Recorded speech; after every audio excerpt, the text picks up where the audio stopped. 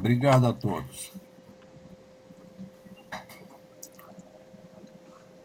Bom, pessoal, nós estamos aqui numa promoção do Levida, do NEPEF, todos os núcleos de pesquisa da Universidade Federal de Goiás, também da Universidade Federal Grupo de Estudos Junguianos, né, e o Instituto Olhos da Alma Sã, né, envolvidos no trabalho da investigação do pensamento da psicologia analítica. É com muito prazer que a gente convida o professor Anderson Santiago da Silva, e ele vai nos falar sobre epistemologia e método da psicologia analítica. Bom dia, Anderson. Bom dia, Pedro. É uma satisfação imensa estar aqui vendo essa galera de manhã cedo, trocando ideia. Eu agradeço a você o convite, cara. A gente precisa mesmo trocar uma ideia. E quando você falou do encontro presencial, cara, seria uma satisfação imensa conseguir ir até Goiás aí para a gente trocar uma ideia, tomar um café e falar Oba, de psicologia junguiana e ótimo. antes. Arruma um E tempo e vem. a gente trocar uma ideia. Em breve a gente faz isso. Enquanto Seria uma isso, a gente honra vai te receber. Enquanto isso, a gente vai virtualmente, cafezinho na mão e lidando aí com. Ótimo. Fica à vontade, Anderson, tá? Eu vou desligar o meu Tá, microfone aqui para não dar interferência, tá bom? tá bom. Obrigado, cara. De novo, Então, muito obrigado, viu? não por isso, eu que agradeço também. Um tema muito importante, né? O tema que o Pedro pede para a gente trocar uma ideia hoje sobre epistemologia e método, né, para a psicologia analítica. É um tema que é ainda bem controverso pelo fato de que a própria comunidade indiana tem algumas dificuldades, né, em entender e representar bem o pensamento do Jung. Surgiram sempre algumas críticas com relação ao modo como se entendia e se interpretava. Eu acho que o maior interlocutor dessas críticas hoje é o Sonu Chandassani. Quem ainda não leu o Sonu, eu recomendo. Né? A única obra do Sonu, não, a única não, mas eu acho que a mais importante obra do Sonu, que está traduzida para o português, é a obra Jung e a Construção da Psicologia Moderna, pela editora Ideias e Letras. Se tivesse alguém da Ideias e Letras, eu ia dizer, me patrocina. Tem umas coleções da Ideias e Letras que são muito boas. Mas ele, eu acho que é o maior interlocutor hoje, né, no quesito resgate histórico e discussão epistemológica. Por mais que ele não se coloque, né, genuinamente como epistemólogo, mas ele faz esse papel ao facilitar para a gente esse caminho. Eu não coloquei aqui uma definição sobre epistemologia, mas se você for em qualquer dicionário, ou se você encontrar essa obrinha aqui no sebo do professor Japiaçu, ele vai dizer que, em linhas gerais, epistemologia é toda a reflexão sobre ciência, né? Já que episteme é ciência e logia é estudo. Ou seja, um discurso sobre a ciência, né? E vocês vão ver o quanto colocar esse entendimento é necessário para a gente. Só que com a diferença, né? De certa forma, a gente aqui não está mais preocupado com a estruturação, a condição de possibilidade, né? Ou estaria, não sei, depende de como a gente colocar a questão. Mas hoje a gente está preocupado muito, né, com isso que já está posto, com essa história que já está escrita, com esse percurso que já foi caminhado, e colocar isso em perspectiva. Partindo de onde? Partindo do mais básico dos básicos dos básicos. O Pedro está aí para dizer se eu estiver errado, mas eu não acredito que tenha qualquer professor de filosofia que, ao escutar um aluno dizendo que ele quer se tornar especialista num autor, vai ficar estimulando a ele a ficar lendo só comentadores ou pseudo-comentadores. O professor vai olhar para o aluno e vai dizer, beleza, você vai ter que encarar o homem. Quer ser especialista no Kant? Você vai ter que estudar o homem. De preferência na língua dele, para entender a complexidade. Ou tendo acesso a literaturas que abordem esse estudo, que debatam os termos, os conceitos. Do Kant, pelo menos, já tem não sei se tem vários, mas eu já vi pelo menos uns dois meio que dicionários, né, de vocábulos do Jung, de termos do Kant. Então, você tem aí já uma facilidade, tem um material bastante amplo, né, sendo traduzido.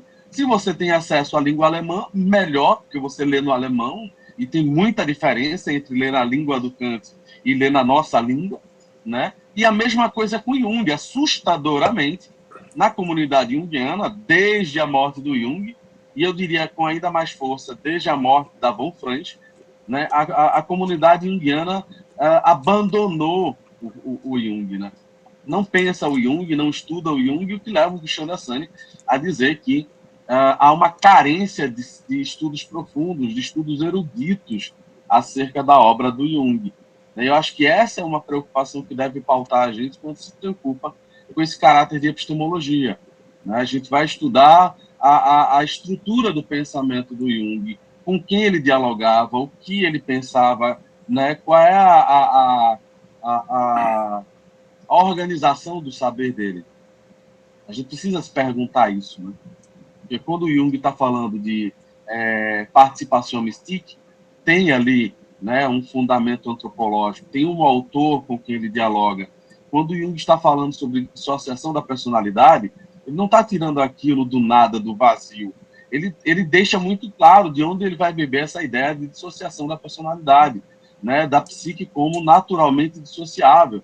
Então você vai ter que procurar o Pierre Janet para entender, né, o que do Pierre Janet influencia no pensamento do Jung e muito mais. Eu já estou até atropelando alguma coisa. Mas a ideia é essa. Eu coloquei aqui alguns slides com tópicos, mas um bocado com citações, que ajudam a gente a ver como o Jung vai, né, ao longo da sua obra, mesmo que de maneira não tão metódica e iluminista como Freud, mas o Jung ele vai pontuando sim. E se a gente estudasse a obra do Jung de maneira cronológica, né, a gente conseguiria enxergar melhor isso. O problema é que os editores acharam, né, tiraram lá de Veneta, que a melhor apresentação da obra do Jung seria de forma temática, com um mínimo de acompanhamento cronológico. Isso acaba dando um problema, porque você fica confuso, o leitor iniciante ele fica confuso sobre como iniciar o estudo do Jung. Né?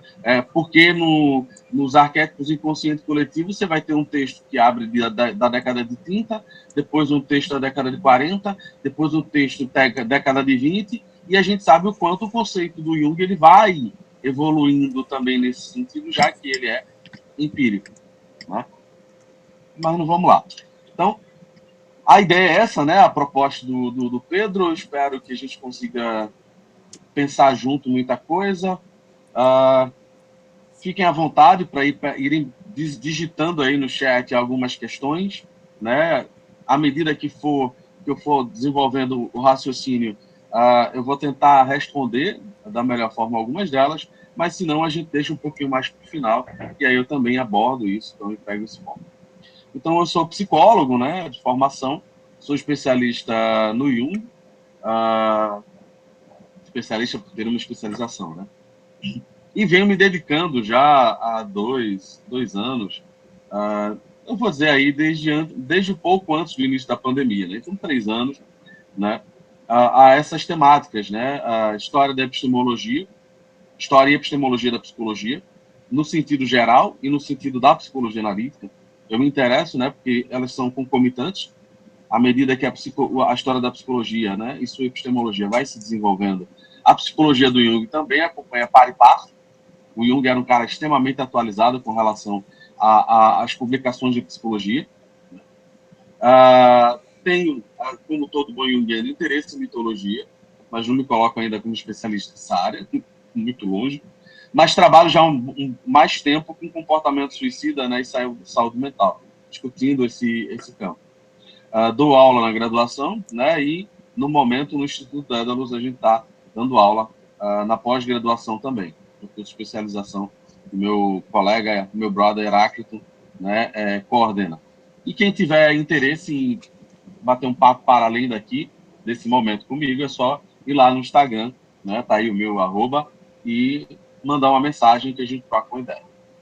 Então, dito isso, me apresentando, e já fazendo essa provocação, essa polêmica no início, vamos embora porque tem material para a gente discutir. Então, eu espero que dê tempo da gente dar conta de tudo, né? até pelo fato de eu gostar muito de falar e gostar muito também de trazer outras coisas sempre, amplificar um pouco, e aí, às vezes não dá. Mas por que falar de epistemologia? A gente já começa com isso. Por que falar de epistemologia? Aí eu trago uma citação do Jacques Piaçu, que está na obra dele Introdução à Epistemologia da Psicologia, e até coloco. Ele vai dizer o seguinte: os psicólogos precisam compreender que sua ciência apareceu como uma construção evolutiva, resultando de uma complexa interação entre teorias e experiências. Gente, alguém coloca aí, por favor, meu arroba para responder a ela, por favor. Então, ó, resultando de uma complexa interação entre teorias e experiências, frequentemente incompletas. Precisam compreender ainda que sua ciência, antes de desenvolver-se segundo suas regras próprias, visando verificar ou refutar sua descrição dos fenômenos, foi e continua sendo amplamente determinada ou condicionada por fatores socioeconômicos, sócio-históricos, culturais e, mais ainda, por motivações filosóficas ou psicológicas dos próprios pesquisadores. E aí, por que falar de epistemologia? Exatamente por isso, para a gente entender que a psicologia do Jung não surgiu do nada, para a gente entender que a psicologia do Jung, ela não é, né, como se trata hoje, muitos analistas junguianos tratam a psicologia do Jung exatamente como se fosse um racionalismo aplicado, como diria o Bachelard, né, onde você tem um conceito e o mais importante é o conceito, e sendo esse conceito uma abstração, né, da experiência, ele é datado. Então, depois que você elabora esse conceito, mudou a sociedade e o conceito perdeu valor. A gente vai ter um momento para discutir um pouco isso.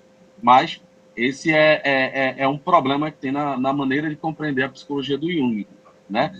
E eu coloquei esse trecho porque ele tem um ponto aqui, um ou dois, que são muito importantes para a gente entender a obra do Jung. Primeiro, entender que a obra do Jung é uma construção evolutiva, né?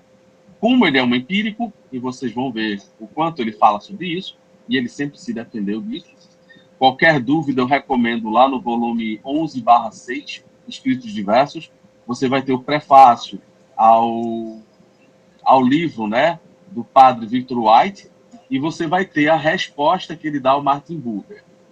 A primeira é uma resposta a um teólogo, né, porque ele vai pontuar no prefácio a diferença entre o trabalho dele como empírico e o trabalho do teólogo como um especulador, né, como alguém que trabalha com especulação no âmbito da filosofia, da teologia. E ele vai fazer a diferença entre o pensamento dele, né, o trabalho que ele realiza na psicologia e aquilo que Buber, como filósofo, né, e teólogo, tentava elaborar, né? O Jung faz várias críticas à postura racionalista do Buber, né, e à clara incompreensão que ele tem com relação ao que significa psicologia, né? E aí outra coisa que ele traz aqui é essa ideia visando verificar ou refutar sua descrição dos fenômenos. Esse ponto do Japiaçu, ele vai direto, vai em consonância com o que o Jung pensa e como ele estruturou, né, o seu projeto de psicologia, que a gente não pode esquecer. O Jung estava o tempo todo pensando psicologia, pensando as condições de possibilidade. Qualquer pessoa que estude minimamente história da psicologia vai perceber que na década de 20, na década de 30, a gente não tinha a psicologia como disciplina. E isso é uma diferença absurda para a gente entender que o desenvolvimento da psicologia ele foi de maneira desregulada entre o que a gente chama de psicologia enquanto ciência e o que a gente chama de psicologia enquanto disciplina. Psicologia enquanto ciência era aquilo que qualquer pessoa, né? Você vê que o Wundt, o Galton, né, que vai guardar o nome dele aí, né, para os testes de associação, porque ele vai servir de referência, e ele vai guardar o seu nome para o surgimento de fato, não como promessa, como foi em Christian Wolff, mas de realidade, ele vai guardar o nome dele para o campo da psicometria, tá? E aí o que acontece? Deixa eu botar só um pouco. para qualquer um que entenda, né, que procure livros de história da psicologia, vai perceber que nesse período a psicologia enquanto disciplina ainda não tinha sido estabelecida, né, de maneira definitiva. Você não tinha ainda um consenso entre os pesquisadores, né, de ter um consenso, não. Você ainda não tinha esse espaço construído de uma universidade que tem um espaço, né, uma cátedra de psicologia, onde você vai ter um professor que representa essa cátedra, né, que forma, né, os seus alunos, novos pesquisadores, e que esses novos pesquisadores vão dar continuidade a essa cátedra, a essa cadeira, a esse campo de pesquisa, né, onde você forma, a partir desse momento, especialistas. Então, a gente tem esse descompasso que o Jung acompanha, e por isso a gente precisa entender também que a obra do Jung se situa nesse debate. Ele não está simplesmente preocupado da psicologia enquanto ciência, porque ele entende isso, ele propõe, tanto que ele propõe essa psicologia geral, que está abandonada no nosso campo, mas ele propõe isso exatamente porque isso não estava estabelecido. O campo de pesquisa científico, não. O Wundt era médico e fisiologista. Ele é professor da disciplina autônoma na Alemanha. Você vai ter uma diferença entre disciplina autônoma e eu esqueci o outro termo, DAF, eu esqueci agora. Então, a disciplina autônoma era aquela que já tinha um professor que gerava alunos e que se desenvolvia independentemente. A psicologia não era uma disciplina autônoma e, por isso, ela dependia dos alunos e dos professores de filosofia e dos professores e alunos de medicina. Então, ela não tinha essa independência na Alemanha, que só vai vir a alcançar, por ironia do destino, com o nazismo. Porque o nazismo vai ter um interesse enorme na psicologia, vai institucionalizar a psicologia e vai fundar institutos de ensino e pesquisa, coisa que vinha se brigando há muito tempo para se conseguir, mas não se conseguia. Ao mesmo tempo que nos Estados Unidos, você vai ter também, né, o uso da psicologia e ela vai se firmar, né, nos Estados Unidos, mais propriamente após a Primeira Guerra Mundial, com aquilo que a gente estuda em História da Psicologia, como as baterias de testes, né, que foram produzidas, o ARM Alpha e o ARM Beta. Né? O primeiro para selecionar soldados capazes de suportar a pressão da guerra e ajudar, né, os Estados Unidos, e na Segunda Guerra, né, ao mesmo tempo que você tinha uma preocupação com esses soldados, que precisavam ser selecionados, né, você também tinha ali um movimento, né, eugenista nos Estados Unidos, que era de excluir da entrada do porto, né, no seu país, todo imigrante que não tivesse um QI, né, que não se encaixasse nas regras previamente determinadas. Então, essa ideia do Japiaçu serve para a gente amplificar um pouquinho as ideias sobre epistemologia, né, e a importância da gente estruturar esse campo, um campo de pesquisa, um campo de estudo sobre epistemologia da psicologia, que é para entender. A gente não está mais no mesmo tempo que o Jung, compartilhando as ideias dele à medida que ele vai se desenvolvendo. Então, a gente não está tão preocupado assim com essa condição de possibilidade da psicologia do Jung, porque ela já está estabelecida. O que a gente precisa fazer agora é um estudo sobre as suas bases, um estudo sobre com quem o Jung dialogava. O Chandassani já abre esse caminho para a gente, porque esse livro que eu mencionei do Chandassani faz esse papel de nos apresentar os principais interlocutores do Jung, para, a partir daí, a gente aprofundar, né, esse campo. Então, vamos lá. Começando, né, com o Chandassani ainda. Como se deveria estudar a obra do Jung, né? Aí, ó, um pouco do que eu já trouxe. Para responder essa indagação, é preciso considerar primeiro a formação da psicologia moderna, esse campo geral no qual a psicologia do Jung se insere, e também esclarecer o que ele pretendia que fosse a psicologia. Isso aqui é esquecido até hoje de maneira muito grosseira. Então, vamos lá. A disciplina chamada atualmente psicologia junguiana, tida como uma escola de psicoterapia que se diz descender do Jung, obscurece a questão do que era a meta original do Jung, pois se presume, em geral, que seja o que constitui a disciplina que leva o seu nome. Aqui é importante não confundir a profissão atual, com a disciplina que ele mesmo tentou fundar. Para início de conversa, não utiliza sequer a designação que ele havia escolhido. Esse é um outro ponto histórico que está aí. O Jung pontua isso nas obras dele, principalmente as obras pós-década de 30, mas vocês vão ver que tem um texto de 1925 que reflete isso, que é a diferença entre psicologia analítica e psicologia complexa. Tá? Psicologia analítica é aquilo que é fundado pós-separação do Freud. Ele pensa ali como é que ele vai nomear a psicologia dele. Ele chama de primeiro, né, psicologia analítica, porque está vinculado muito fortemente à clínica, mas depois, ainda na década de 20, né, e principalmente depois da publicação do Tipos Psicológicos, ele começa a utilizar um outro termo que representa muito melhor o seu projeto, que é a psicologia por influência da escola inglesa, na qual a gente vai ter aí, né, ilustres, eminentes, o James Hillman, mas principalmente Michel Fordin.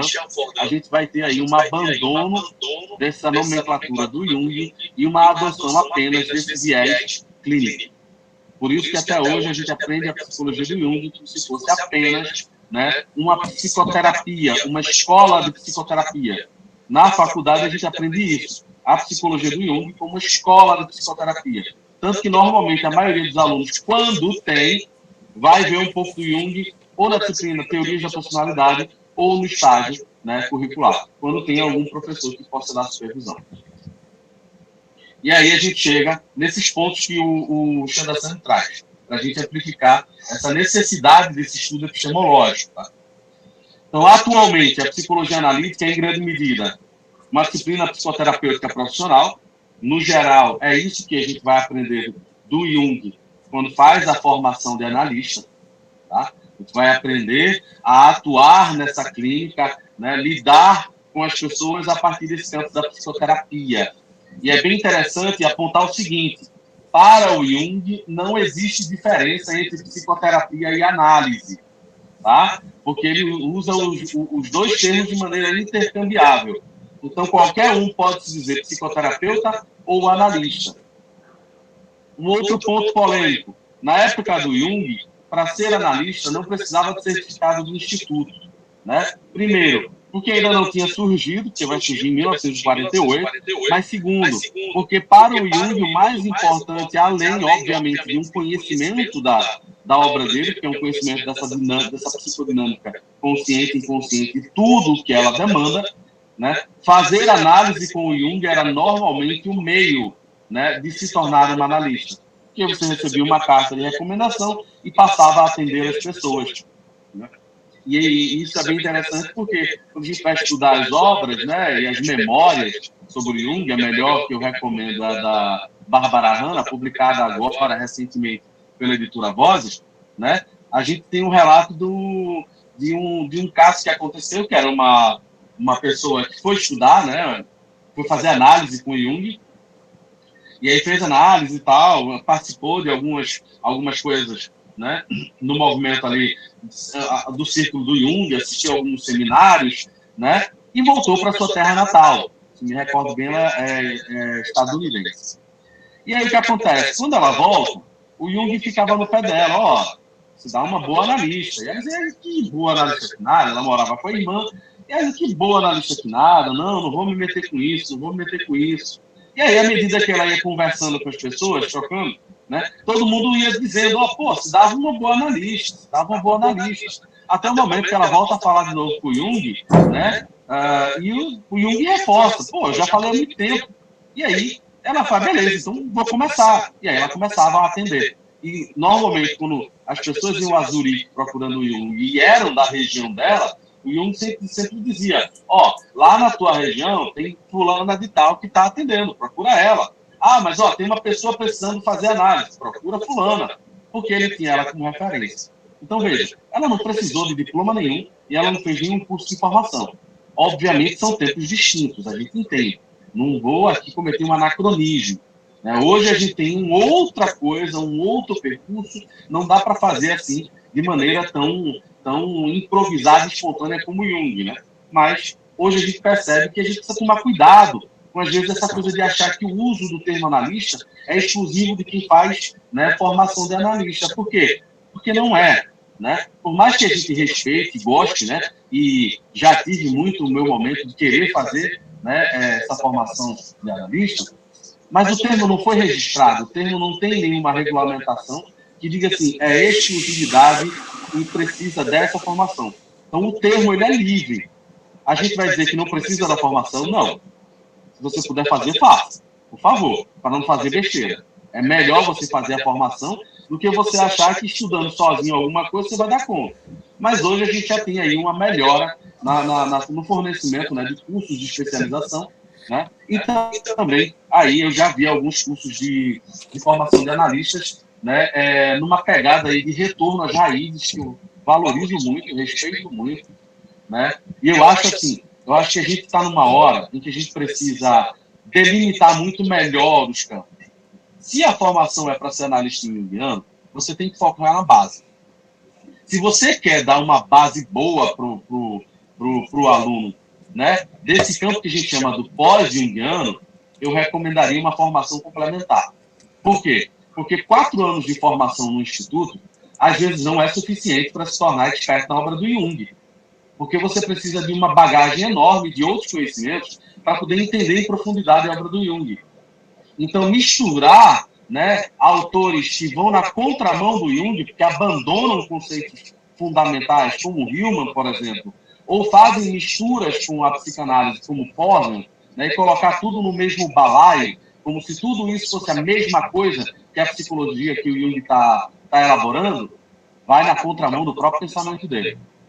Se você tiver uma dúvida, você vai no volume 3 das cartas e você procura ali a penúltima carta, tá? Eu só estou aqui com o volume na mão. Você procura a penúltima carta onde ele dá uma resposta a um senhor chamado G. Kruger, né?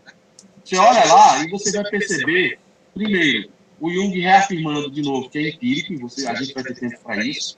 Depois ele dizendo, né, que ele não é filósofo. Se ele não é filósofo, não dá para você utilizar o conceito do Jung como se fosse um conceito racional, abstrato, verbal, tá? Não dá para você transformar o conceito dele nisso. E segundo, ele vai fazer uma reclamação, né, de que ninguém estuda as obras dele, né, que se direcionam a contribuir com a psicologia científica. E terceiro, ele vai fazer uma afirmação dura, mas necessária, de que existe uma série de publicações anglo-saxãs, para deixar muito delimitado, uma série de publicações anglo-saxãs que tem uma deficiência, no geral. Elas entendem mal o ponto de vista empírico dele por falta das necessárias premissas epistemológicas. Então, existe uma quantidade absurda de obras, né, anglo-saxãs, e se a gente pensar aí, procura os principais autores anglo-saxãos, então você vai pegar dos mais antigos, né? Os 2 principais, mas não são os únicos. O Fordham e o Hillman. Porque quando o Jung morre, o Hillman já estava no Instituto de Zurique, já estudava e já estava publicando algumas coisinhas. Tá? Então o Jung conhecia. O Hillman até participa de alguns momentos, tem um diálogo, se me recordo bem, daqueles 2 livrinhos, né, fininhos de entrevistas sobre sentimentos e sombra, e o outro que eu não lembro agora o título. Num deles consta a participação do Hillman com uma pergunta. Então, acho que a gente precisa tomar o cuidado. A gente não, quando faz uma crítica como essa, a gente não está censurando toda a obra e nem dizendo para ninguém, como diria a Igreja Católica durante a Idade Média, né, está proibida a leitura desse. Mas, se você não estuda as bases do Jung, não estuda a obra do Jung, na própria obra do Jung, fica difícil você entender, né, as críticas que o Hillman, por exemplo, se propõe, e fica difícil para você entender a proposta da obra do, né, Fordham. Porque Fordham vai fazer uma coisa que o Jung se recusa a fazer quando rompe com Freud, que é misturar os conceitos. Isso é chamado hoje, né, no campo de filosofia da psicologia, de ecletismo. é quando você não tem segurança com o conceito que você está trabalhando e você pega conceitos de outras obras com o pretexto de esclarecer o assunto. E você acaba não esclarecendo, porque você utiliza conceitos de epistemologias completamente distintos. Gente, vocês estão aí, né? Porque sumiu para mim todas as câmeras. Vocês estão aí ainda, né? Beleza. Só para eu ter essa certeza. Deixa eu ver aqui o que o Pedro vai colocando. Há uma live promovida pelo Instituto Doro Jalmaçã, na qual foi proposta, né, a apresentação de uma pesquisa sobre os estudos junguianos em diversos campos do saber. Ô, Anderson, Oi, Pedro. eu só vou colocando alguns dados aqui, você não precisa ler, não. Ah, tá. Eu Ah, só venho beleza, ajudando beleza. as pessoas. Beleza, beleza. O comentário que você fez à obra, né, Introdução ao Pensamento Epistemológico, assim, ele apresenta, são várias... Acho que a coisa mais bacana, para a gente, né, não se alongar mais ainda nesse tópico, a coisa mais bacana da obra do Japiaçu nesse momento é que ele deixa muito, muito claro para a gente. Não existe a epistemologia, existem epistemologias.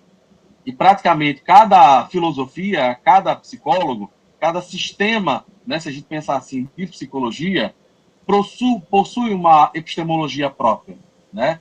E aí você vai ter o Foucault apresenta a epistemologia dele, né? O Piaget apresenta uma proposta epistemológica, o Bachelard apresenta uma proposta epistemológica, né? E aí você vai tendo, né, várias outras, e a gente precisa entender nesse campo que as epistemologias, sendo, né, assim, quase, a gente poderia dizer, particulares, a gente precisa entender que não dá para misturar esses conceitos como se eles dissessem a mesma coisa.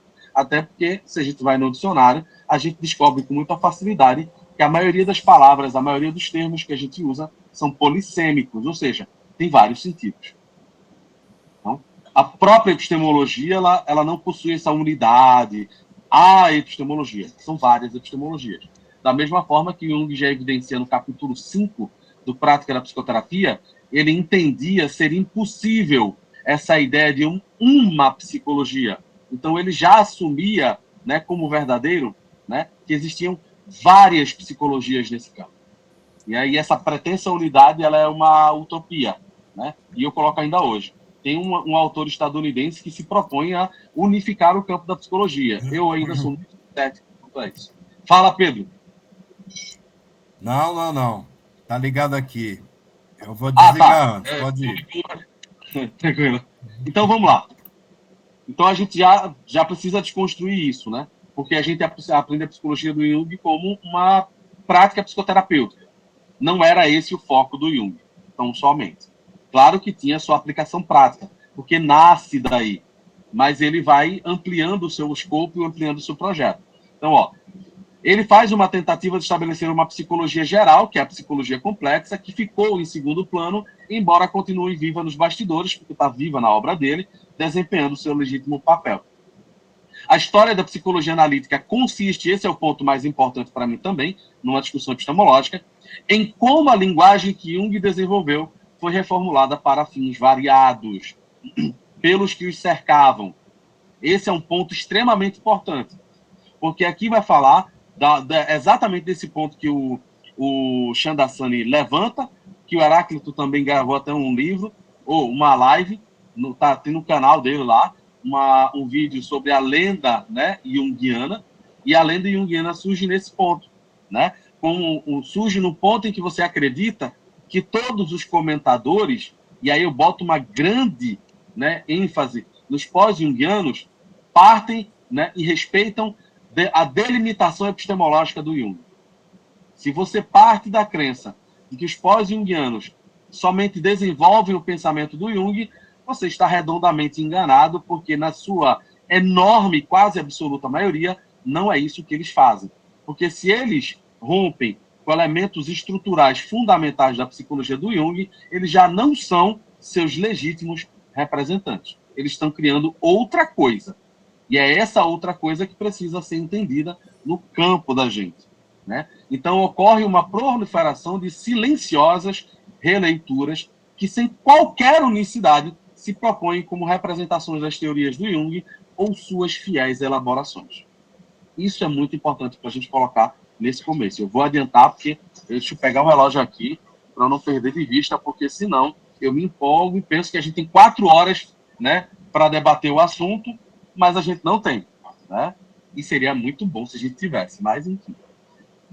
Se alguém tiver um tempinho, se o Pedro também tiver, e a gente precisar estender, né, eu já deixo aqui a sugestão. Se todo mundo concordar, a gente ampliar um pouquinho, que talvez seja preciso. Vocês estão vendo o tempo que eu já gastei para delimitar isso aqui. Isso aqui é a introdução, vamos dizer assim, é o prólogo do assunto. Eu preciso explicar isso para a gente poder entrar nas questões, né, de fato elementares que são fundamentais. Então, já estamos isso aí. Já tem alguém que já está pedindo uma aula parte 2 aí outro dia. Mas vamos lá. Como está gravado, se eu precisar explorar os 15 minutos a mais, a gente vai embora. Então, ó, quando a gente entende isso, né, como eu disse, é o prólogo, é o motivo que me faz, né, trazer aquela citação do Japiaçu, a gente precisa limpar esse campo, a gente precisa estabelecer isso. A psicologia do Jung não é apenas a sua prática profissional, a sua prática psicoterapêutica. A psicologia do Jung, enquanto psicologia geral, foi esquecida pela maioria absoluta dos seus continuadores, ditos pós-jungianos, tá? A história da psicologia analítica vai consistir nessa linguagem que foi reformulada. Então, quando o pós-jungiano hoje fala de ânima, normalmente ele não está mais falando da ânima que o Jung estabeleceu como conceito dele, tá? E, normalmente, um dos maiores erros é fazer colagem conceitual. Você pode fazer isso com a filosofia do Foucault, você pode fazer isso, né, com as filosofias da época, e você pode fazer isso com nossas filosofias contemporâneas. Como, por exemplo, você pode fazer colagem conceitual, né? No âmbito acadêmico, a gente pode pensar assim, nossa, né? Isso é interessante, mas pensando epistemologicamente, isso é mal furada. Porque colagem conceitual é quando você pega um conceito de um outro autor, junta com o conceito de um outro autor, normalmente com epistemologias ou áreas completamente distintas, e você tenta fazer uma fusão. Só que essa fusão não é você pensar uma outra coisa a partir desses dois pequenos pensamentos aqui. O que você vai tentar fazer é colar os dois e construir um raciocínio em cima dessa colagem. Aí você vai ter um Frankenstein. Né? O que acontece hoje? Hoje é muito fácil você encontrar isso. Pessoas que pegam a filosofia da Judith Butler, que representa um ponto bastante importante nas discussões acerca das teorias de gênero, e aí você tenta colar isso com o conceito de ânima animus. E aí você tenta pensar criticamente esse conceito a partir dessa colagem. Só que a gente perde de vista o seguinte: o Jung é psicólogo e o Jung é empírico. Judith Butler é filósofa e ela parte de uma abstração. A colagem é imperfeita. É que nem você comprar uma dentadura que o cara não fez uma colagem correta. A montagem lá de toda a dentadura. Num determinado momento, quando tu for comer um amendoim japonês, daquele que tem a casquinha mais durinha, teu dente cai. Não é a dentadura, às vezes, até a dentadura pode cair, mas cai o dente. Por quê? Porque a colagem está errada. Às vezes, né, o elemento do dente não é o mesmo do elemento da chapa. E aí você bota uma cola que não respeita isso e ela não fixa. Mas também não adianta pegar esses dois conceitos, da Judith e do Jung, e tentar passar cola super bonder para ver se fixa. E a partir daí você tem um Frankenstein que consegue resistir às intempéries. Por quê? No fundo, esses dois campos não dialogam. Porque você vai ter apenas uma colagem. Tem um livro bem interessante que trata sobre isso, talvez o Pedro já tenha lido. Eu deixo fácil aqui, porque às vezes eu estou dando aula na graduação e eu recomendo para alguns alunos, que é um livro chamado A Filosofia na Psicologia, se vocês puderem ver aí, né? A Filosofia na Psicologia. Diálogos com Foucault, Deleuze, Adorno e Heidegger. E uma das coisas que mais se bate nesse livro, principalmente no começo, é o modo como a psicologia se apropria, né, do saber filosófico. E essa é uma apropriação problemática, por quê? Desculpa aí, gente. Meu suporte de leitura quase que ele vai ao chão aqui. Isso é problemático por quê? Porque você não respeita, né, os fundamentos filosóficos de cada autor e você não fundamenta mais ainda o campo de onde você vem. Esse é um problema que tem nas formações de psicologia até hoje, né, que é uma crítica, para eu poder fechar, né, essa ideia de uma introdução assim sobre a questão epistemológica mais geral, é uma ideia que o professor Adriano Furtado Holanda, que é psicólogo na Universidade do Paraná, né, ele vem discutindo já há muito tempo na disciplina que ele leciona nessa universidade, que é de epistemologia da psicologia, e que ele conseguiu colocar isso num artigo. Né? Então, ele problematiza o quanto... Bom atendimento, Fábio. Depois tu vê a gravação aí, quando o Pedro disponibilizar. Então, ele vai discutir exatamente, né, o quanto tem se tornado pobre as formações em psicologia, porque elas abandonam a disciplina, que é, de certa forma, uma disciplina que vai fundamentar todo o fazer psicológico. É uma disciplina que ela dá uma rasteira nesse papinho aí de divisão entre escolas. Né? Ela dá uma rasteira nessa coisa de que só uma prática baseada em evidências é a melhor em psicologia. Porque, normalmente, quem vocaliza isso ignora esse debate epistemológico. Ignora, às vezes, até o próprio debate que começa com Dilthey, que é o debate do fundamento das ciências humanas, que é a diferença entre a maneira de pensar nas ciências exatas, a física, a matemática, né, e o modo de pensar da psicologia, da história, da sociologia, né, da antropologia. E aí você vai ter, com o Dilthey, um debate extremamente importante, que vai surgir a partir dele, né, que é a querela dos métodos, que parece que a galera, baseada em evidências, nunca leu. E aí fica aí, querendo anular todas as outras abordagens e colocar... Porque, assim, no fundo, a galera da psicologia baseada em evidências acaba sendo apenas, né, no seu geral, representantes da TCC.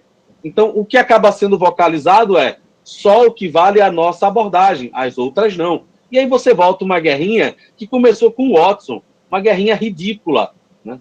Uma guerrinha de achar que só essa psicologia comportamental é a psicologia científica verdadeiramente, que é uma psicologia que quase é praticamente, ela é uma psicologia fisiológica, ela é uma psicologia, né, parece uma disciplina da biologia. Eu vou estudar os padrões de comportamento biológicos. O que tem de psicologia aí? No sentido literal mesmo da palavra, psi, não tem nada. Não adianta. Tem coisas que a gente precisa debater, e precisa debater longamente ainda. Né? Então, esse abandono dessa disciplina, né, um abandono dessa disciplina é o que gesta hoje essa confusão no campo da psicologia, e a ignorância acerca dessa disciplina é o que gesta as várias confusões terminológicas que a gente tem no campo da psicologia junguiana. Tá? Então, eu recomendo muito para pesquisar aí o Adriano Furtado Holanda, né? Você vai ter o artigo dele que comenta sobre o abandono, inclusive nas universidades federais, né, da disciplina epistemologia, que, na minha opinião, não deveria ser uma disciplina de um semestre, deveria ser uma disciplina de 2 semestres, para poder você ter condições de estruturar mesmo o debate e se apropriar de todos os que representaram o campo, seja, né, no campo mais exclusivamente da psicologia, seja no campo da epistemologia em geral, né? Tudo aquilo que já foi gestado no começo e aquilo que tem sido gestado hoje. Eu acho que deveria ser assim, mas não é. Né? Não sei por que cargas d'água, né, a epistemologia da psicologia tem sido abandonada. Né? E aí você tem, né, pior ainda, ela misturada com história da psicologia, o que para mim é outro assassinato. Né? Porque história da psicologia é outra coisa. Né? Você não foge de uma... É uma exigência legal, né? Mas não dá para contornar isso. Eu fico pensando, né? A nossa classe, ela é meio problemática na exigência de direitos ou na revisão de direitos. Né? Você vê que a lei que regulamenta, né, a psicologia como ciência e profissão, e aí também regulamenta o ensino dela, até hoje ela praticamente nunca foi contestada pelo nosso campo. Está lá do mesmo jeito há 60 anos. a gente precisa agregar ela, atualizar ela, mas ninguém tem força política, a psicologia está fragmentada, né? Por quê? Porque, no geral, todo mundo está se preocupando em fazer politicazinha da pior qualidade, né? Mas, enfim, eu acho que isso é algo que a gente precisa trazer, a gente precisa pensar. Se a gente não pensa isso institucionalmente, a gente precisa pensar isso extra-institucionalmente, a gente precisa trazer isso para os alunos da graduação e da pós-graduação em geral, e a gente precisa trazer isso para as formações de psicologia analítica. Me assusta, né? Não tem aqui eu não trago esse ponto, mas faz parte de uma leitura epistemológica. Me assusta, por exemplo, você ver Aniele Afé, ela faz isso no livro Mito do Significado, que ela vai falar sobre Jung.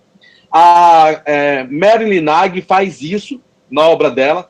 O James Hillman faz isso à torta e à direita, comentando sobre Jung, que é, por exemplo, chamar o Murray Stein faz isso na obra Mapa da Alma, que é o de chamar o Jung de platônico. Maior ignorância, com o devido respeito a essas figuras. É uma maior ignorância, não só do fundamento epistemológico, mas do fundamento filosófico. Dizer que o Jung é platônico é ignorar a leitura do primeiro capítulo do Psicologia da Religião.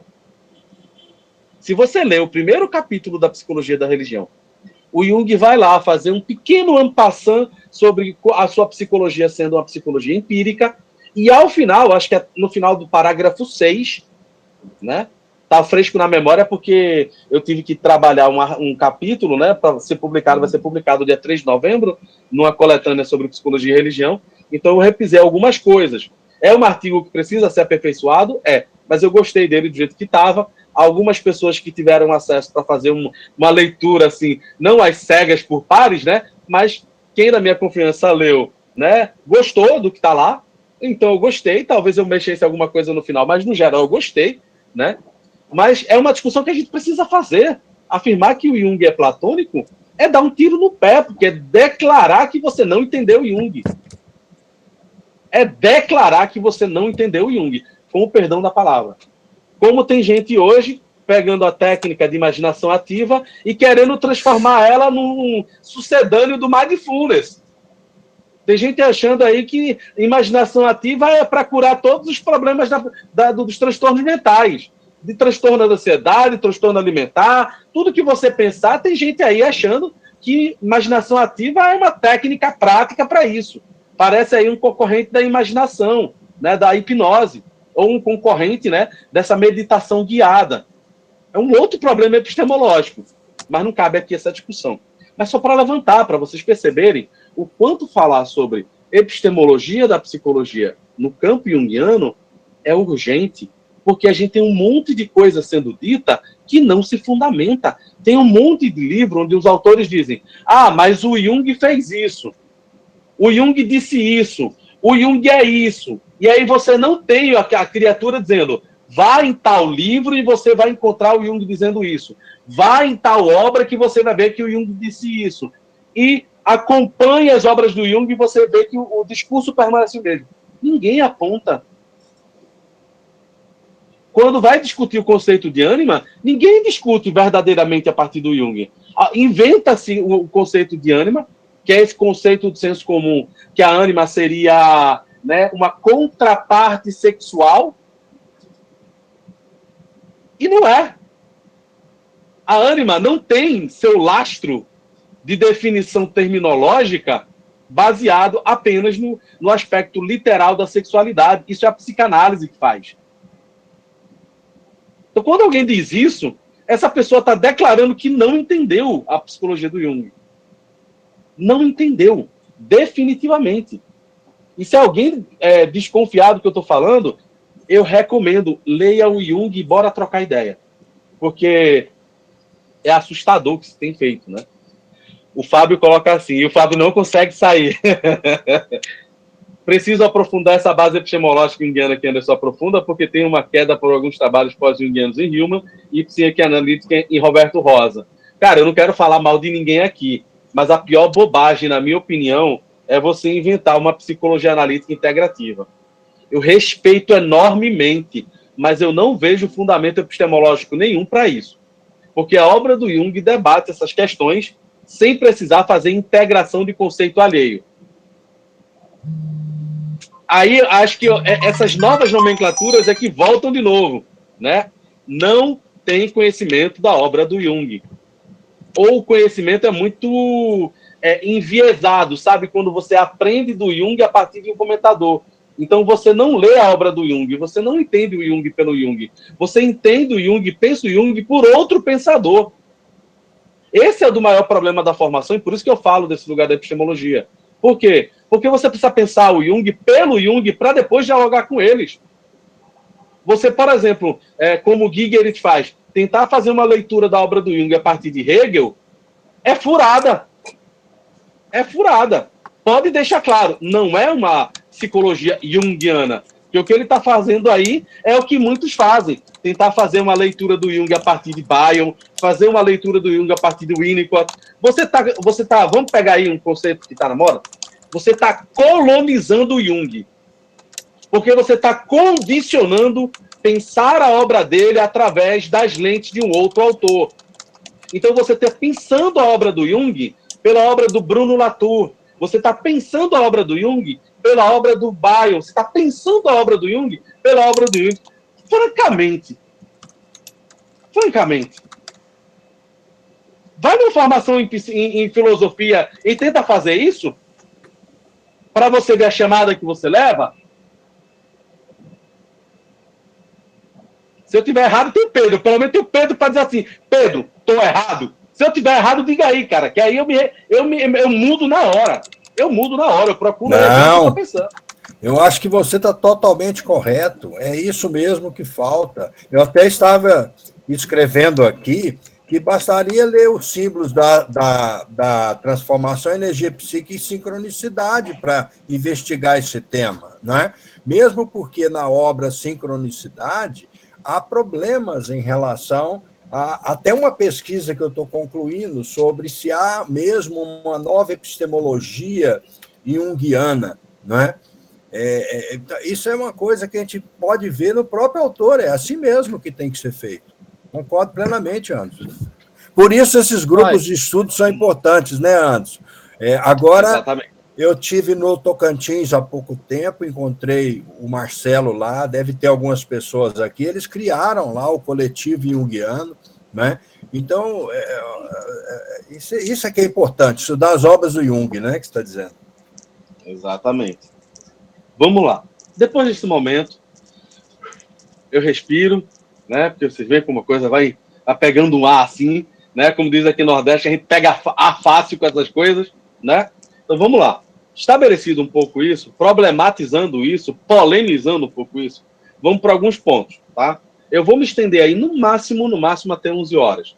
Como a gente teve um atrasozinho e eu tenho um complemento, eu acho que é importante para fazer isso, aqui é muito mais o que eu considero uma provocação geral para que a gente repense a obra do Jung, né? E o que a gente chama de método. Eu vou trazer algumas coisas aqui, já não vou me alongar tanto nelas, só em alguns pontos cruciais, para a gente também não estourar o tempo, tá? Então, dito isso, a gente vem, por isso que eu estava falando agora, que uma discussão epistemológica, ela não ignora o fundamento filosófico, porque o fundamento filosófico está aí para polemizar também, né? A psicologia é uma herdeira da filosofia e de alguns dos principais debates que iniciam na filosofia, como principalmente do autoconhecimento, que leva aí vários autores a formularem um sistema de pensamento através de uma autoanálise.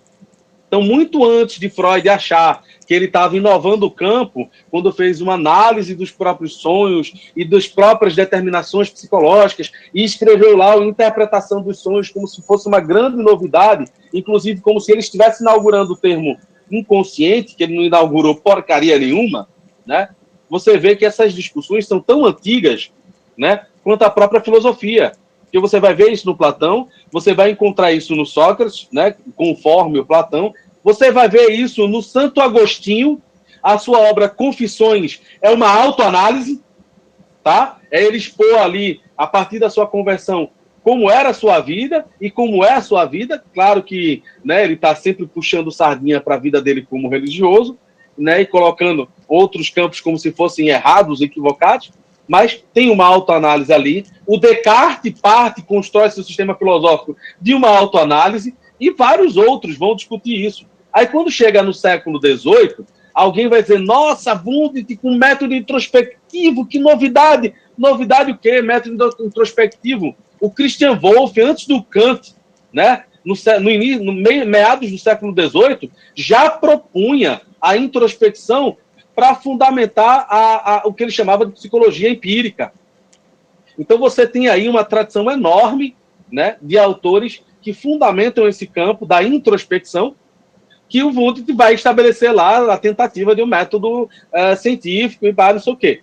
Então, veja, ler esses autores nos ajuda a entender a construção das ideias e o que ela representa hoje.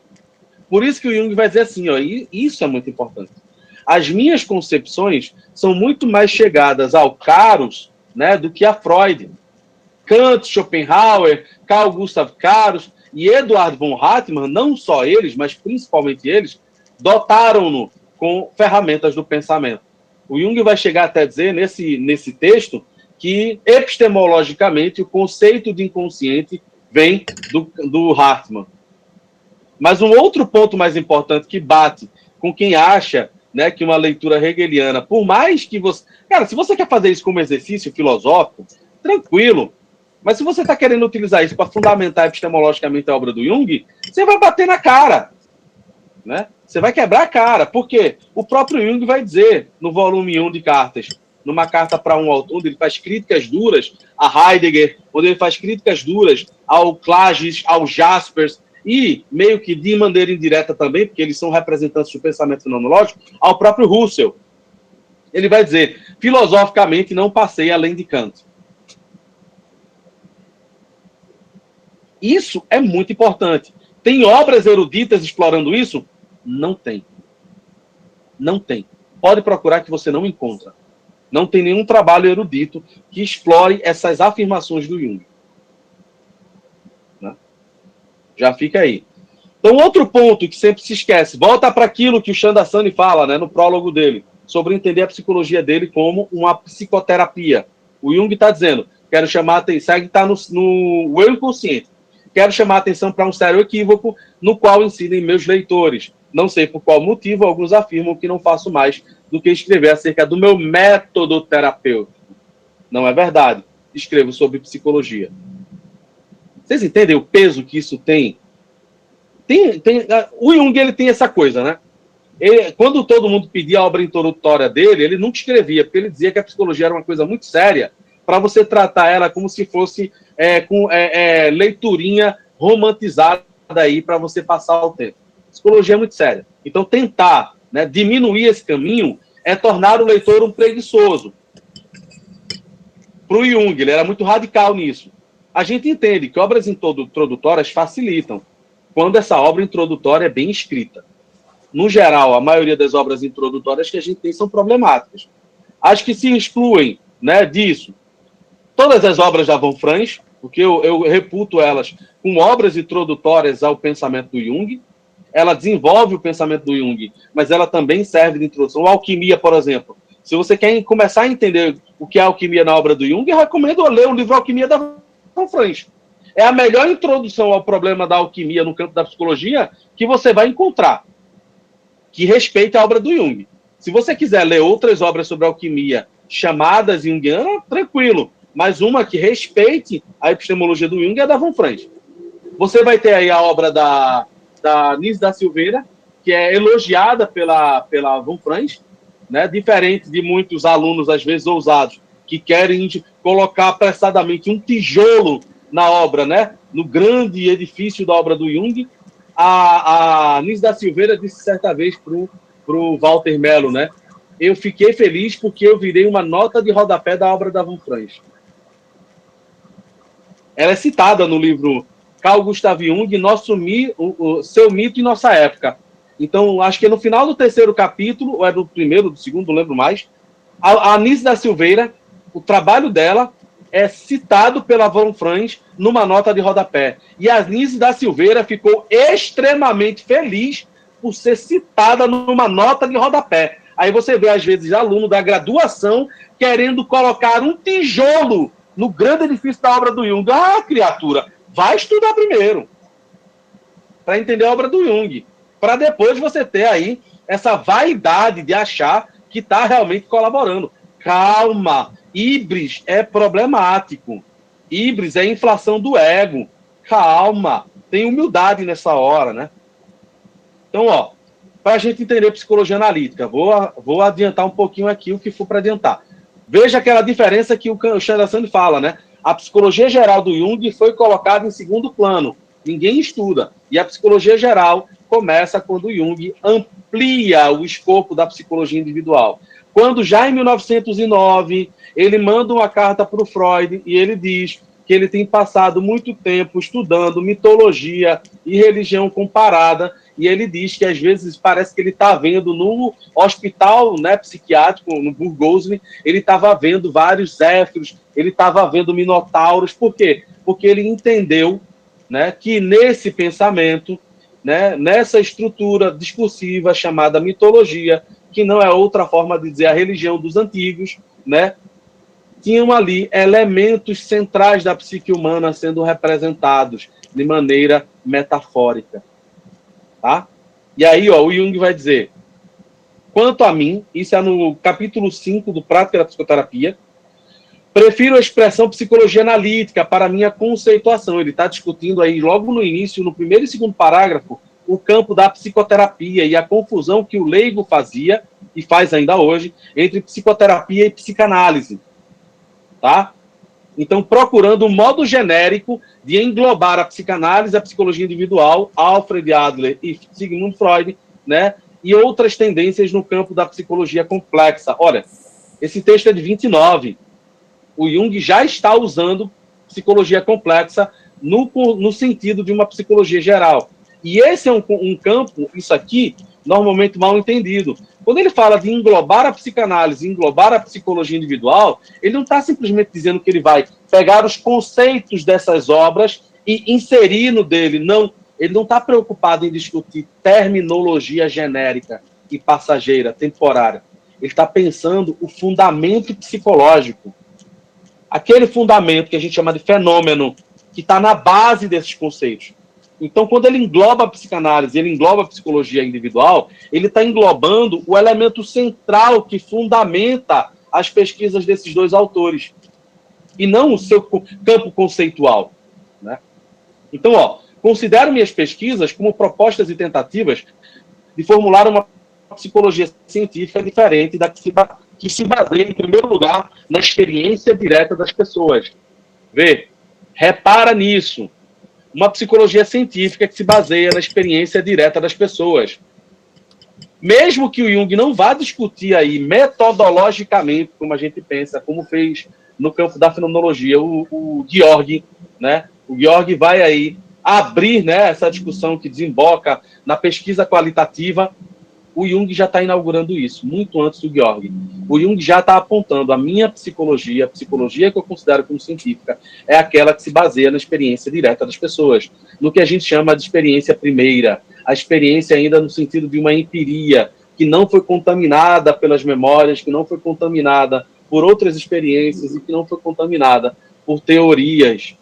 Então o Jung estava preocupado com isso. E qual era o elemento central que fornecia esse elemento aí, essa experiência direta das pessoas?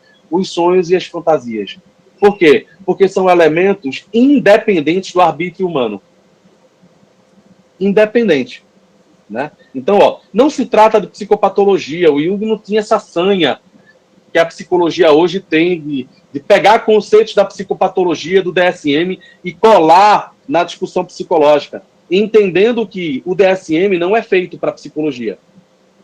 O DSM é feito para psiquiatria. O que a gente faz é, nesse sentido, também uma colagem conceitual. Por mais que o DSM tente se colocar como um elemento descritivo, ele ainda é moldado pela racionalidade norte-americana. Ele é moldado com uma finalidade. Quem alimenta e fomenta ele é a indústria farmacêutica. Então, uma coisa que a gente não debate no nosso campo ainda é a questão do da base epistemológica, dessa relação da psicologia com esses outros campos do saber, que a psicopatologia não é da psicologia. E é uma coisa que o Jung vai discutir também no Prática da Psicoterapia, a diferença entre um diagnóstico, né, psiquiátrico e um diagnóstico psicológico. Ele vai discutir lá, eu acho que é capítulo 8, capítulo 7 do Prática. Mas você vê, o Jung ignora a psicopatologia? Não. Por quê? Porque ele também abrange o material empírico, não as teorizações da psicopatologia, o material empírico. Qual é o material empírico? A experiência direta das pessoas. Tá? Vocês vão ver como o Jung leva isso a sério. Então, ó, diferença entre ciência da natureza e ciência do espírito. Né? O Jung, ele não vai se furtar esse debate, por mais que ele não cite Windelband, por mais que ele não cite Manek, por mais que ele não cite o próprio Dilthey, ele não cita esses autores, mas ele vocaliza de alguma forma esse debate. Ele não se ausenta desse debate. Né? Que é aqui, ó, você vai ver isso lá no Desenvolvimento da Personalidade, num seminário sobre psicologia e educação. Tá? Num seminário sobre psicologia e educação, está lá o Jung discutindo isso, que é epistemologia. Isso aqui é epistemologia. Isso aqui é base epistemológica. O Jung vai dizer que a psicologia moderna e empírica, e com ênfase maior na psicologia dele, pertence às ciências da natureza quando considerada do ponto de vista do objeto e do método. Mas faz parte das ciências do espírito quando considerada do seu ponto de vista explicativo. Por que eu faço uma referência a Dilthey, né? Como sendo alguém que está presente na escrita do Jung, no pensamento do Jung, mesmo que não verbalizado. Né? Primeiro, porque o Dilthey, né, é considerado ainda hoje, tem um excelente livro que eu estou lendo, né, que é o livro do José Carlos Reis, Wilhelm Dilthey e a Autonomia das Ciências Histórico-Sociais. Recomendo muito, tá? Eu não terminei esse livro, mas já recomendo. Ele vai trazer a ideia de que o Dilthey foi um cara muito discreto, foi um cara que nunca quis construir um sistema como o Hegel. O Dilthey, principalmente, ele faz uma enorme crítica. É engraçado porque o Dilthey, né, tirando todas as opiniões negativas sobre ele é um cara extremamente interessante, porque ele era antimaterialista, e aí, como o Reis coloca, ele seria um antimarxista. Ele é um anti-idealista, porque ele combatia abertamente o Hegel. Ele também era um anti-kantiano, porque ele também faz críticas ao Kant, quando ele propõe a crítica da razão histórica, né, uma crítica à razão histórica. Ele vai ser um anti-muita coisa, é anti-teológico, porque ele faz crítica, né, ao modelo especulativo da teologia. Então, Dilthey é um cara interessantíssimo.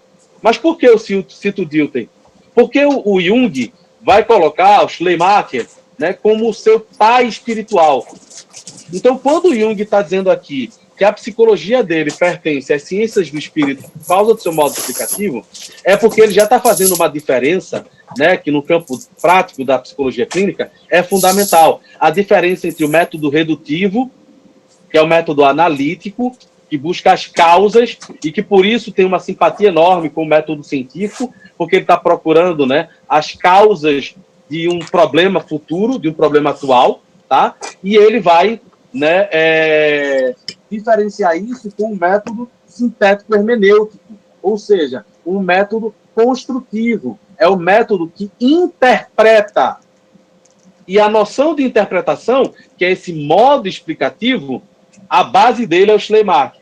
Como o Dilthey é o principal interlocutor do Schleiermacher nessa época, porque o pensamento hermenêutico do Schleiermacher é a base para o pensamento do Dilthey, quando faz a distinção entre ciência da natureza e ciência, né, do espírito, você percebe que há um espaço aí para o Jung ler o Dilthey, compreender o Dilthey de alguma sorte e vocalizar o Dilthey.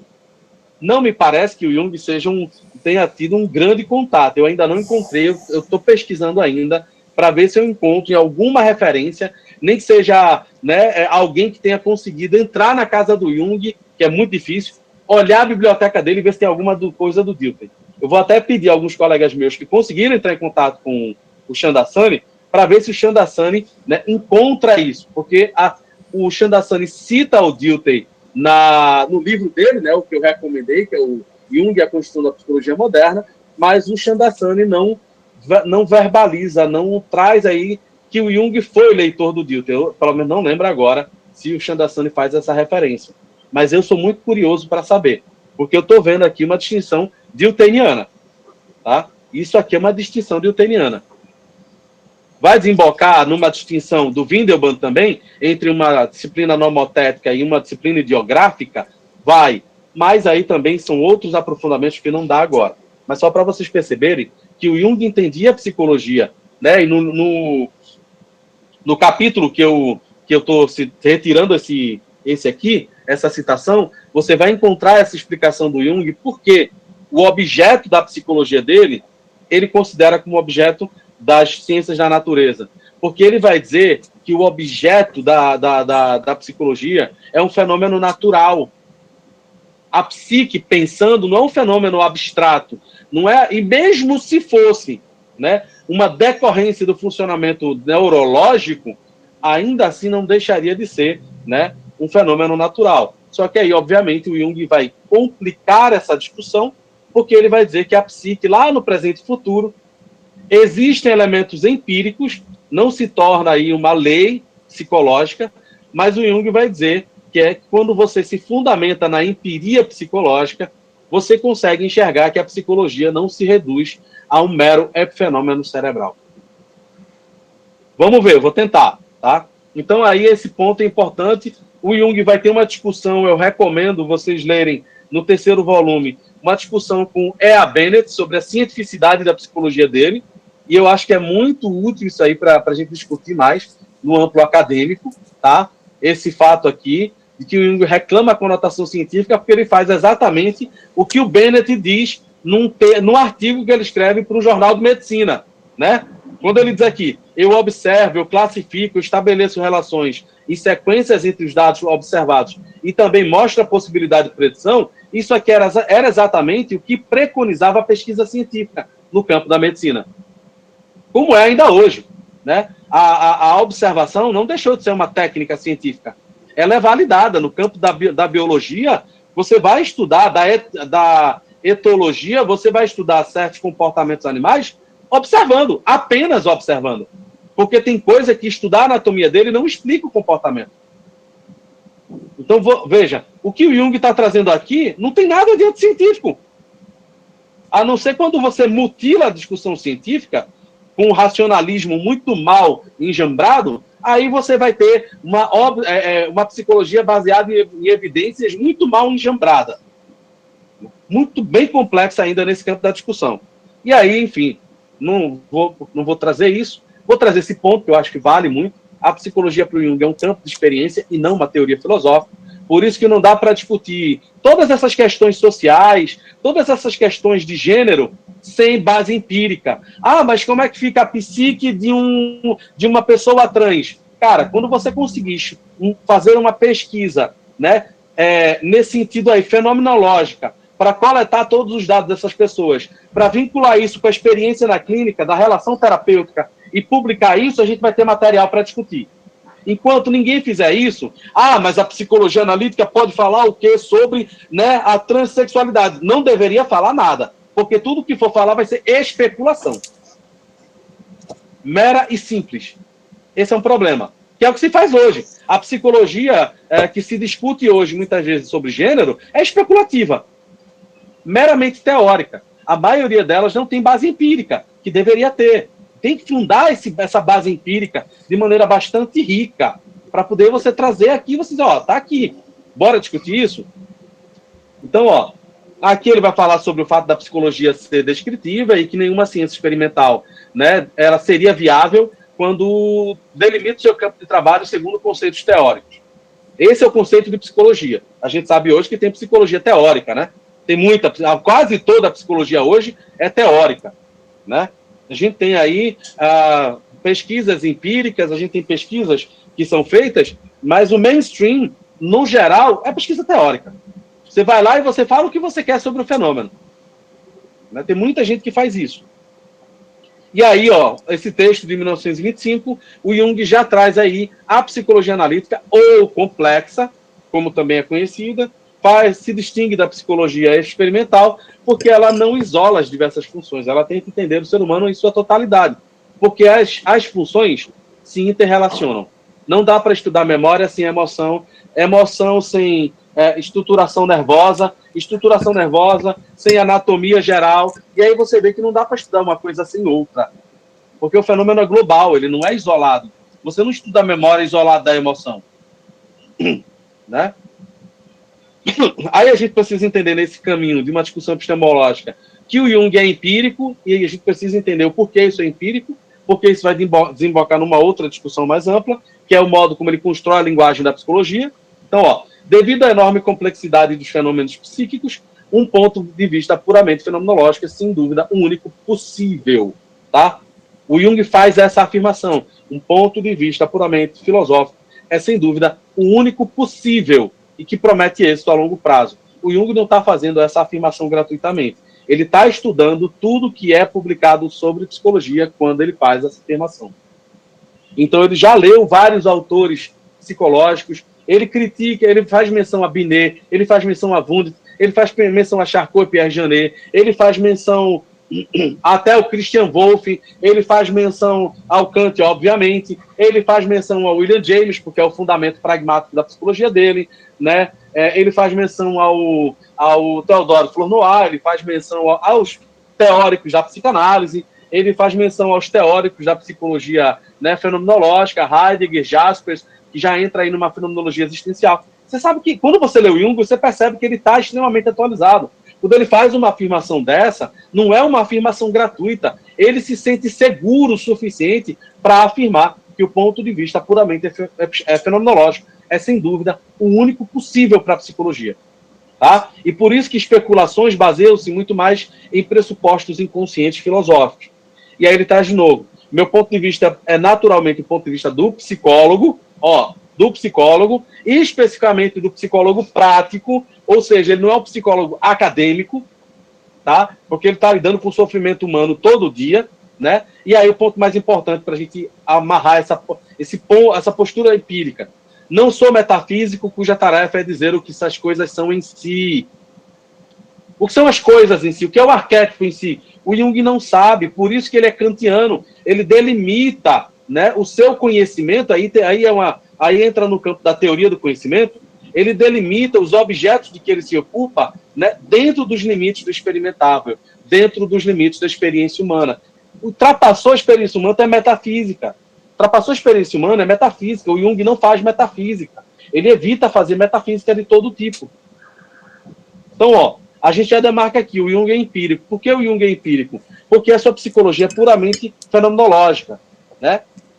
Ele trabalha com a empiria da psique humana, né? Ele faz esse corte epistemológico, ele não é metafísico, ele não é especulador, ele não é filosófico, ele tenta se manter nos limites do experimentável, ele tenta pegar aquilo que há do Kant, da crítica da razão pura, principalmente, faz esse corte na cognição humana e diz, eu não consigo falar sobre o que são as coisas em si, porque elas entram no âmbito da metafísica. Então, o que é o arquétipo? O Jung nunca vai dizer. Você nunca vai ver o Jung dizendo. Se alguém diz pelo Jung, você nunca vai encontrar. Tá?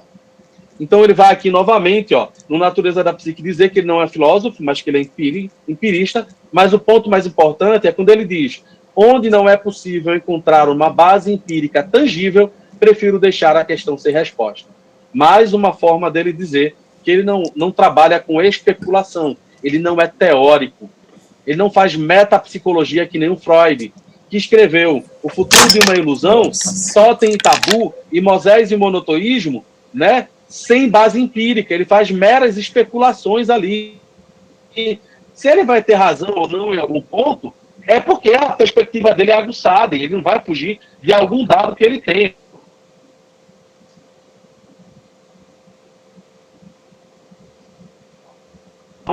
Na psicologia. É uma teoria psicológica sem base empírica. Tá? Aí volta aqui esse ponto que o Jung vai dizer que ele que ele descobre somente fatos e não teorias, só para enfatizar. Você vê que as citações, elas são uma forma de a gente repisar o ponto, assim, o Jung não falou sobre isso uma única vez. O Jung repetiu isso a obra dele inteira. Se você não lê a obra dele com atenção, obviamente, você vai deixar isso passar, né? Então, sobre a formulação dos conceitos, como o Jung é empírico, ele vai dizer que o conceito dele vai ser de natureza irracional. Eles são meros nomes que ele usa para designar complexos de fatos reais existentes. Lá no Arquétipos Inconsciente Coletivo, no capítulo sobre a ânima, ele vai dizer que os nomes eles são usados para designar conjunto de fenômenos análogos e afins. Tá? Conjuntos de fenômenos análogos e afins. Então, isso é uma outra forma, né, de fundamentar a linguagem que o Jung usa. Né? No Natureza da Psique, num capítulo sobre a herança, né, do comportamento, o Jung vai discutir essa questão do conceito verbal. Ele vai dizer que o pesquisador deve se livrar, né, dessa opinião corrente de que o nome explica ao mesmo tempo os fatos que ele denota. Isso aí é uma proposição do realismo, onde há uma coincidência entre a palavra e a coisa. O Jung, nesse ponto, ele já deixa evidente que ele não é realista, mas, ao mesmo tempo, ele também, com isso aqui, ele está fundamentando uma coisa que ele vai afirmar no Tipos Psicológicos. Ele não é também um nominalista. Por quê? Porque ele não acredita que as palavras são apenas convenções, né? São meras convenções. Mas ele vai se colocar como um nominalista culto. Por quê? Porque ele vai utilizar palavras de uso corrente que conseguem representar esse conjunto de fenômenos análogos e afins. Não há uma relação direta entre a palavra e a coisa, mas há uma mera representação. Quando você fala sombra, no entender do Jung, você está dando a entender com essa palavra uma enorme quantidade de fenômenos psicológicos que ele vai nomear a partir dessa palavra. Tá? Então, não dá para afastar, né, essa ênfase empírica do Jung da linguagem que ele constrói. Se você desassocia isso, você cai na metapsicologia do Freud. Você cai numa especulação filosófica. E nada contra. A gente sabe que a filosofia é extremamente importante. Mas se a gente está tentando entender a base epistemológica do Jung, a gente precisa repisar isso o tempo todo. Por isso que o Jung vai dizer, né, a psicologia deve inventar a sua linguagem específica. Quando me pus a designar os tipos de atitudes que eu havia descoberto empiricamente, senti que este problema da linguagem era o maior obstáculo. Olha o Jung consciente da querela do nominalismo, tá? Da querela do universal que desemboca nessa briga entre realismo e nominalismo, porque, né, vai ser todo um desenvolvimento filosófico que culmina nesse problema, né? Então ele vai dizer que esse era o maior obstáculo, né? Então ele se viu constrangido a estabelecer determinados conceitos limites e a designar esses setores com nomes tomados ao máximo possível da linguagem usual, né? Por quê? Porque ele está tentando evitar o preconceito geral de que o nome predetermina a natureza das coisas. Ele vai dizer que isso é um resquício da antiga magia da palavra, né? Quando você descobria o nome do demônio, você tinha poder sobre o demônio. E é exatamente isso que no campo da ciência e da filosofia acabou sendo, né? No momento que eu nomeio a coisa, parece que eu domino, né? Quando eu digo que isso é depressão, parece que eu estou dominando a depressão e agora o paciente já pode se livrar dela, porque agora ele nomeou a depressão como depressão. É o antigo poder das palavras, né? Sai daí, demônio da depressão. Pronto, está livre, está exorcizado. Não está, né? Então, essa é uma coisa que Jung não se furtou à discussão, né? E aí ele vai dizer, como qualquer ciência empírica, minha psicologia requer conceitos auxiliares, hipóteses e modelos. Isso aqui está na resposta ao Martin Buber. Para quem quiser aprofundar, eu recomendo, porque o Jung vai dizer, tanto o teólogo, tanto quanto o filósofo, pode facilmente cometer o erro de tomá-los por asserções metafísicas a priori. Hillman faz isso, Forden comete esse erro, Marilyn Nagy comete esse erro, Murray comete esse erro, Gigerit comete esse erro, e vários outros das escolas aí, que vão sendo fundadas a partir desses autores, né, cometem o mesmo erro. Tá? Por isso que ele vai dizer, como filósofo, eu seria uma triste figura. Ele tem consciência que ele não é filósofo. Ele está debatendo isso o tempo todo, gente. O tempo todo. Tá? Então, ele vai dizer, minha atividade principal consiste em coletar descrever e interpretar o material que os fatos me oferecem. Olha ele voltando para aquela discussão com o Bennett, que ele vai ter na década de 60, né? Não elaborei um sistema, nem uma teoria geral. Isso aqui também você vai encontrar uma carta no volume 3, que é uma carta a Yolande Jacobi. Quando ela, no livro de introdução que ela escreve sobre o Jung vai responder a ela pedindo para ela corrigir e ela não corrige. Ele vai dizer, quem tem teoria é Freud, eu não tenho teoria. Eu não tenho teoria. O que eu tenho, ele meio que diz isso, é o nominalismo culto. Meu trabalho é empírico. Por isso que ele vai dizer que formulei conceitos auxiliares, né, que me servem de instrumentos de trabalho, como se faz habitualmente nas ciências naturais.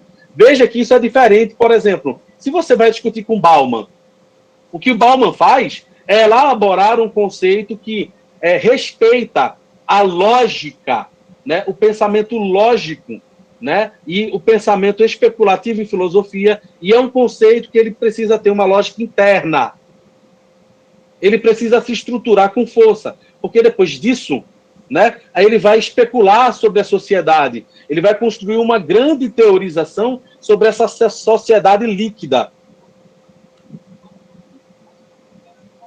Tá, amor, tá.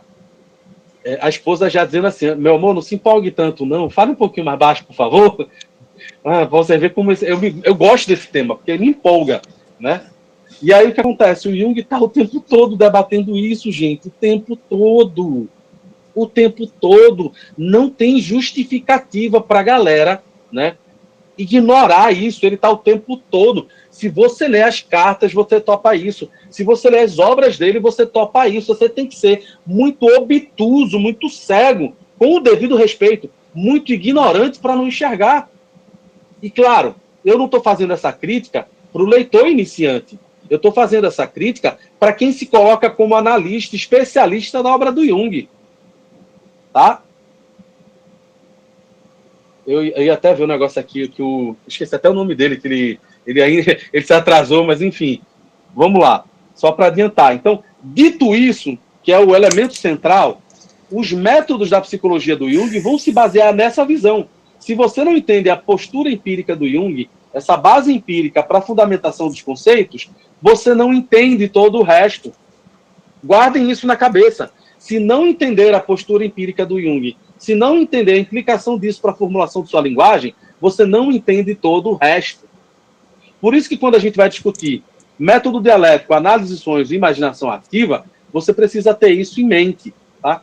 E aí, nesse sentido, né, antecipando aqui para não me alongar mais, e tudo bem que o grande material, o grosso, já foi isso até aqui. Aqui o que tem é só uma mera pontuação que eu vou fazer. A gente vai voltar aqui, sair de uma psicologia geral, que é essa discussão epistemológica que o Jung faz, mas obviamente a gente entende que é a partir da clínica que o Jung desemboca nessa questão epistemológica, só para um outro adendo.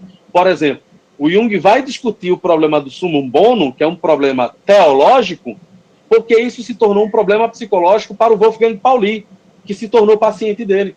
Então, no momento que o Jung se defronta com esse problema psicológico no Pauli, que direciona as decisões éticas e que está na base da sua neurose, o Jung olha e faz, opa, eu preciso discutir isso. Por quê? Porque se o Pauli, sendo quem é, ateu, né, ele era ateu, ele se dizia ateu, né, e um representante da mecânica quântica, prêmio Nobel, o cara vai pensar, se esse cara está vocalizando esse problema, uma enorme maioria de católicos também pode correr o mesmo risco, né? Isso é uma especulação? Mas aí ele toma contato com inúmeros católicos e ele vê esse problema se repetindo. Seus analistas topam com vários desses problemas e reportam ao Jung, discutem essas questões com o Jung, e o Jung tem mais base empírica para poder dizer. Então tem dinâmica fenomenológica acontecendo aqui. Essa é uma questão importante. É um outro ponto que faz com que a questão cultural, a questão geral da cultura se torna importante para o Jung, tá? Que vai fundamentar essas questões do uso dos métodos. Então, o método dialético para o Jung é o método que fundamenta não só a sua pesquisa clínica, mas a sua pesquisa em geral. Por quê? Porque ela vai colocar em questão a equação pessoal do terapeuta e a equação pessoal do pesquisador. Ele discute isso no início do tipos psicológicos. Então, a gente precisa entender a equação pessoal para poder entender que a pesquisa dá conta dela, que um pesquisador se interessa por um tema, né, e pesquisa sobre um tema porque aquele tema é importante para ele. Isso é equação pessoal. Tá? Por mais isento que o pesquisador tem que ser, a pesquisa é importante para ele. Quando um pesquisador diz que religião para ele não importa, isso faz parte da equação pessoal dele, mas não faz parte da equação pessoal da maioria dos seus alunos. Porque se ele é brasileiro, 95% da população brasileira é religiosa, independente de qual religião você pense. Você tem 1% da população brasileira que vai congregar ateus e vários outros. Os indeterminados, os indecisos, os indefinidos. Então, quando ele diz que ele é ateu, ele representa menos de 1%. Então, ele não pode ignorar que ele precisa estudar o fenômeno religioso, mesmo que não seja uma questão importante para ele.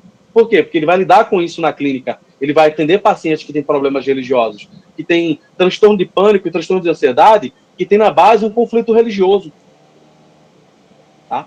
Então, o método dialético vai fundamentar esse lugar do terapeuta e esse lugar do pesquisador. Né? O Jung traz aqui, ó, que ele chega à formulação dialética, que no fundo significa a interação psíquica, né, que nada mais é a relação de troca entre dois sistemas psíquicos. E já correndo para terminar, né, ele vai trazer essa ideia aqui, se eu estou disposto a ir para a clínica atender as pessoas, eu tenho que renunciar à minha superioridade do saber, aquela ideia, né, do sujeito do suposto saber, né, e a qualquer autoridade e vontade de influenciar. Por isso que ele vai optar o método dialético, porque o mesmo direito que ele tem e a mesma dignidade que ele tem como pessoa, ele tem que dar ao outro. Por isso que aqui, militância não cabe. Militância é o contraponto do método dialético. Por quê? O ponto central da militância é a conversão. O militante debate para converter o outro ao seu ponto de vista. Isso na clínica não vale. Porque quando você faz isso, você anula a vontade do outro. Você anula o outro como sujeito que pensa. Porque você só está focado em convertê-lo.